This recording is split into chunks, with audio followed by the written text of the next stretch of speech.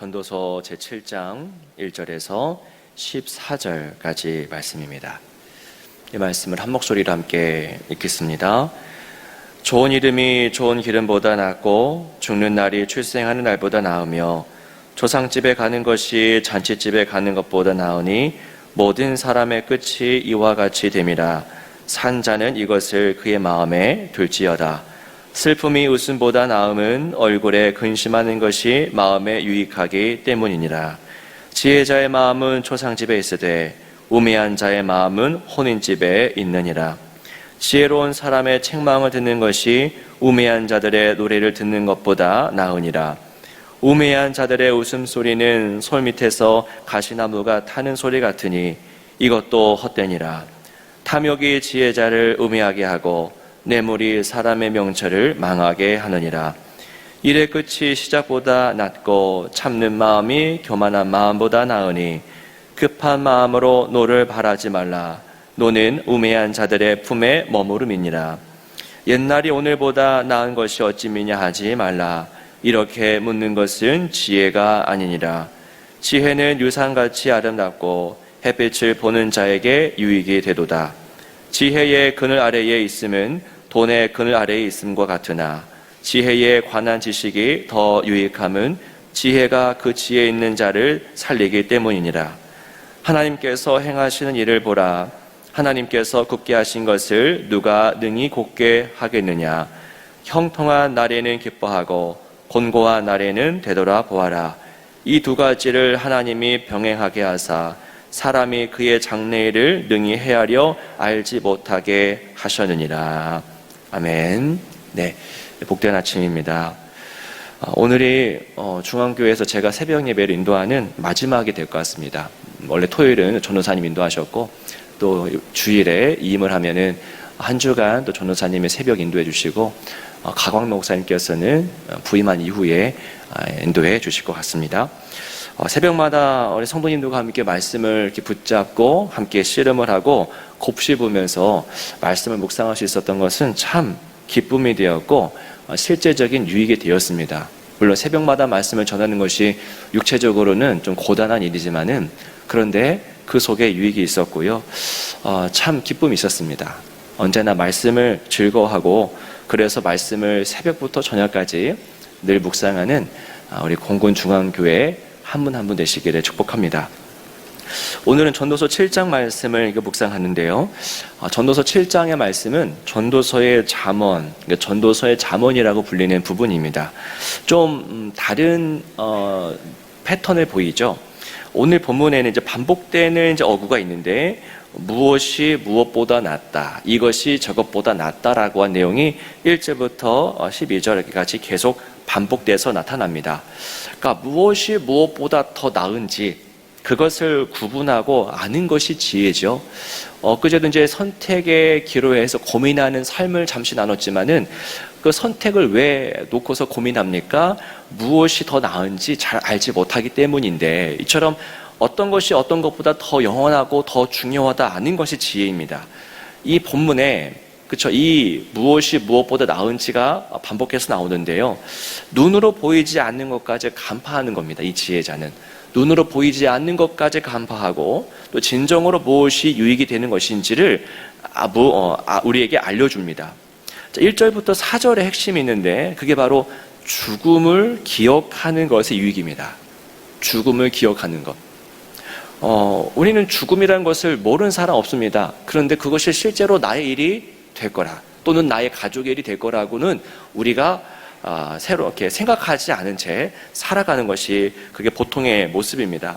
그런데 1절부터 4절까지는 죽음을 기억하는 것이 참 복되고 유익이다.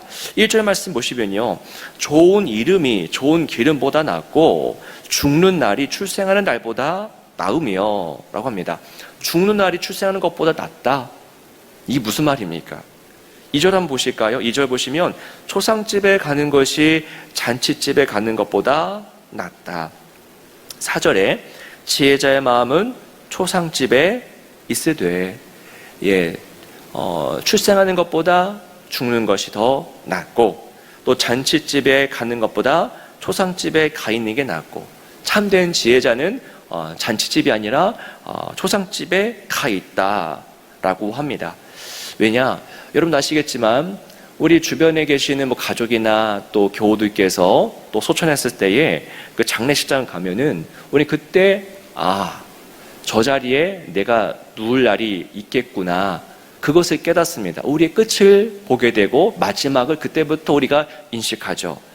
오늘 이 첫 번째 말씀은 죽음을 기억하라고 합니다. 알렉산더의 아버지 빌립은요, 매일 정확한 시간에 들어와서 왕은 반드시 죽습니다라고 말해주는 시종을 두었다고 합니다. 그러니까 바쁜 와중에서도 꼭 그 시간이 되면 와서는 왕은 죽습니다. 그러니까 무한에 가까운 권력과 재산을 가진 자신에게 삶의 유한성, 나의 끝을 기억하게 했다라는 겁니다. 중세 수도원도 마찬가지였는데요. 중세 수도원에서 서로 수도사들이 아침에 만나서 인사할 때마다 그 인사가 무엇인지 들어본 적 있으시죠? 메멘토 모리입니다. 그러니까 죽음을 기억하라. 메멘토는 기억이고요, 모리는 죽음인데, 너의 죽음을 기억하라. 만나자마자 새벽에 아침에 만나자마자 당신 죽습니다. 이것이 인사 내용이었다는 겁니다.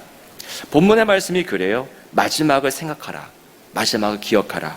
또 너의 유한함을 인지하라. 짙은 그러냐면 삶의 유한함, 나의 유한함을 자각할 때 우리는 비로소 삶을 더 의미 있고 농도 짙은 삶을 살기 때문입니다. 삶의 자금을 할 때에 우리는 비로소 삶의 모든 것을 아우르시는 크신 하나님을 인정하기 때문이죠. 오늘 제가 이 새벽이 제가 인도하는 마지막입니다라고 했는데요. 제가 이 마지막을 더 깊이 인지했다면은 더 한 해 동안, 1년 반 동안 더 착실하게 준비할 수 있었겠죠. 마지막을 기억하는 것은 현실의 삶을 더욱더 의미 있게 만들어준다는 겁니다. 그러니까 나의 크기와 하나님의 크기는 정확하게 반비례입니다. 내가 커지면 하나님은 작아지고요, 내가 작아지면 하나님이 커집니다. 내 마음이 부유해지면 하나님의 거하실 공간이 줄어들고요, 마음이 가난해지면 하나님의 거하실 공간이 마련됩니다. 그래서 본문의 말씀은 너 죽는다, 너의 마지막을 기억해라, 너는 유한하다. 왜요? 그때 우리는 무한하신 하나님을 인지하고 바라볼 수 있기 때문이죠. 그래서 성경은 마음이 가난한 자는 복이 있나니, 부유한 자가 아니라 산상수훈에 마음이 가난한 자는 복이 있다. 왜요? 가난해질수록 그 마음에 하나님을 모셔드릴 공간이 생기기 때문입니다. 삶의 가장 중요한 지혜, 바로 하나님을 인정하는 것이죠. 창조주, 청년의 때에 너의 창조주를 기억하라, 이 말씀이 있었죠. 창조주를 기억하는 것이 가장 중요한 삶의 지혜인데요, 이 진리가 오늘 마지막 본문인 13절과 14절에 다시 한번 확인됩니다. 이 말씀은 너무 중요한 결론이기 때문에 13절, 14절을 같이 한번 읽어보겠습니다. 시작. 하나님께서 행하신 일을 보라. 하나님께서 굳게 하신 것을 누가 능히 곱게 하겠느냐. 형통한 날에는 기뻐하고 곤고한 날에는 되돌아보아라. 이 두 가지를 하나님이 병행하게 하사 사람이 그의 장래일을 능히 헤아려 알지 못하게 하셨느니라. 아멘. 네, 먼저 하나님께서 행하시는 일을 보라라고 하죠. 여러분, 이것이 가장 중요한 지혜입니다. 하나님의 존재를 보는 겁니다. 그리고 존재하실 뿐만 아니라 존재하시면서 행동하시는 것, 하나님이 있으시고 그 존재하신 하나님이 일하신다는 것을 바라보는 것, 그것이 신앙의 시작이고요, 그것이 지혜의 근본이고 그 모든 것이 됩니다. 우리는 여러분 하늘을 바라보는 존재입니다. 이 땅도 바라보지만 우리는 근본적으로 하늘을 바라보는 존재. 네 발로 걷는 짐승들이 많죠. 네 발로 걷는 짐승들이 엄청 많은데요, 그 네 발 짐승이 하지 못하는 것이 있다고 합니다.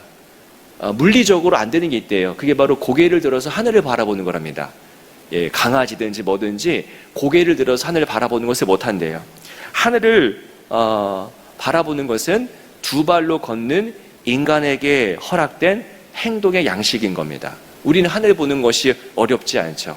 하나님이 그렇게 만드신 이유가 있을 겁니다. 눈으로도 보고요, 또 영적으로도 마음으로도 보는 겁니다. 길이 막혔을 때 있으시죠? 어떻게 이렇게까지 막힐까? 이렇게까지 어둠이 있을까? 사방이 온통 절망과 어둠이 가득할 때에 우리가 할 수 있는 일이 있다라고 주님 말씀하시는 것이죠. 바로 어디를 바라보는 겁니까? 하늘을 바라보는 것, 주님을 바라보는 겁니다. 13절에 하나님께서 굽게 하신 것을 누가 능히 곧게 하겠느냐. 여러분 무엇입니까? 하나님은 곧게만 하시는 분이 아닙니다. 우리 인생을 쫙 펴주기만 하는 분이 아니라, 이 말씀 보시면요, 하나님은 때로는 우리의 인생을 굽게도 하신다는 겁니다. 우리는 하나님께서 우리의 길을 곧게만 해주시기를 바라지만 하나님은 때로 우리의 삶을 굽게도 하십니다. 하나님은 가나안을 이스라엘에게 허락하시기도 하지만 가나안뿐만이 아니라 그 광야 척박한 인생 40년을 허락하시기도 합니다. 하나님은 가나안을 들어갈 때만이 아니라 그들의 광야길을 걸을 때에도 하나님은 그들을 바라보고 계시고 인도하고 계셨던 것이죠. 이스라엘에게 광야는 저주가 아니었죠. 이스라엘에게 광야는 실수가 아니었습니다. 그것은 하나님의 계획이었고 하나님의 섭리였습니다. 왜 추워야 되고 왜 공고해야 됩니까? 하나님이 버리신 것이 아니라 하나님이 선택하셔서 만들어 가시는 과정입니다. 이처럼 하나님은 삶을 굽게도 하시고 곧게도 하십니다. 그러므로 14절이죠. 형통한 날에는 뭐합니까? 우리 삶이 형통해요? 그러면 그때 기뻐하면 됩니다. 기뻐하면 되죠. 즐거워하고 감사헌금도 드리시고 예배하면 됩니다. 그리고 공고한 날에는 뭐합니까? 주님이 나를 버리셨구나 절망하는 것이 아니라 삶을 되돌아보는 시간을 갖는 것이죠. 어떻게 우리가 앞을 향해서만 바라봅니까? 때로는 뒤를 돌아보면서 우리의 삶을 반추하면서 또 주님께 아뢰기도 해야 되겠죠. 하나님의 삶을 곧게 하실 때에는 기뻐하고 하나님의 삶을 굳게 하실 때에는 되돌아보는 겁니다. 때마다, 그래서 얼마 전 말씀이었죠. 때마다 다 주님의 뜻이 있고 계획이 있다라는 겁니다. 그래서 뭐가 가능합니까? 범사에 감사하는 삶. 언제나 삶이 곧을 때에도 또 굽을 때도 모두 하나님이 함께 하시고 하나님이 도우는 것이기 때문입니다. 우리는 삶이 곧을 때에만 하나님 일하신다라고 여기지만 그렇지 않습니다. 하나님은 때로 우리의 삶을 굳게도 하십니다. 왜 그렇습니까? 우리의 삶을 단단하게 만들어 가기 위해서겠죠. 여러분, 지금 여러분의 삶은 어떤 때입니까? 형통한 때입니까? 했을 때 네, 맞습니다라고 고백하는 분도 별로 없으실 것 같아요. 공고한 때는 아니겠습니까? 여러분 잊지 않기를 원합니다. 하나님은 형통 속에서도 그리고 공고함 속에서도 존재하시고 그 속에서도 일하십니다. 하나님은 형통과 공고함, 또 인생의 여름과 겨울, 그리고 성공과 실패, 그리고 웃음과 눈물, 기쁨과 고통을 통해서 우리 삶을 아주 아름답고 단단하게 만들어 가시죠. 제가 오늘 이제 새벽 예배가 이제 여기서는 마지막이고, 이제 저도 이번 주일이 2임이고, 또 이제 이동을 해야 되고, 이동하고 나서는 2주 지나고 나서 아시겠지만 또 이스라엘 연수를 앞두고 있습니다. 그러니까 뭐 계획이라는 게 참 어려운 그런 상황입니다. 마음이 참 분주하고 저에게 누군가 지금 형통하십니까? 공고하십니까? 묻는다면 저는 후자라고 당당하게 대답할 수 있습니다. 공고합니다. 분주합니다. 너무 바쁩니다. 그렇게밖에 대답이 안 될 것 같아요. 저도 최근에 왜 이렇게 좀 분주할까? 뭐가 안 잡힌다. 이럴 때면은 하나님의 임재가 느껴지지 않죠. 그런데 오늘 말씀을 준비하면서 아니구나. 하나님은 이렇게 분주할 때에도 공고할 때에도 한치 앞이 보이지 않을 때에도 정말 어려운 현실이 앞에 놓였을 때에도 하나님은 나를 놓고 버리신 것이 아니라 이런 과정을 통해서 또한 일을 하시고 나를 만들어 가시는구나. 제가 여러분 앞에 지금 엄살을 피우는 게 아니라 여러분의 삶도 혹시 이렇게 공고하지? 뭐가 이렇게 안 풀리지? 뭐가 이렇게 안 보이지? 한다면 그게 하나님이 버리셨다라는 증거가 아니라 오늘 말씀처럼 우리를 만들어 가시는 과정이라는 것 기억했으면 좋겠다 말씀을 드리는 겁니다. 형통할 때 뭐 하십니까? 기뻐하십시오. 공고할 때 뭐 하십니까? 되돌아 보십시오. 언제나 우리와 함께 하시는 그 하나님과 동행하시는 그 복된 삶 되시기를 축복합니다. 이 시간에 한 가지만 말씀드립니다. 오늘 제가 새벽 예배 마지막이라서 제가 모든 성도님들 기도를 해드리고 싶으나 그 여건이 안 되니까요. 오늘 새벽에 제가 짧게라도 한 분 한 분 기도를 해드리기를 원합니다. 온라인으로 참여하시는 분들 좀 아쉽다 하실 수 있는데요. 다 해드리지 못해서 죄송하고 여러분이 받은 은혜를 오늘 못 오신 분들에게 나눠주시면 되겠습니다. 긴 시간 걸리지 않습니다. 한 15분 정도면 되니까요. 자리에 잠시만 앉아 계시면 되겠습니다. 기도하겠습니다. 하나님 아버지 감사합니다. 지난 1년 반 동안 정말 복된 정말 주님의 성도들과 함께 이 귀한 시간을 갖게 하시니 감사드립니다. 주님 지금까지 은혜를 주셨던 것처럼 앞으로도 변함없는 주님의 은혜를 내려주셔서 말씀 때문에 주님을 더 알아가고 이 공고한 시절을 이겨내는 그런 삶이 되도록 우리 모두와 함께하여 주옵소서. 주 예수 그리스도의 이름으로 간절히 기도하옵나이다. 아멘.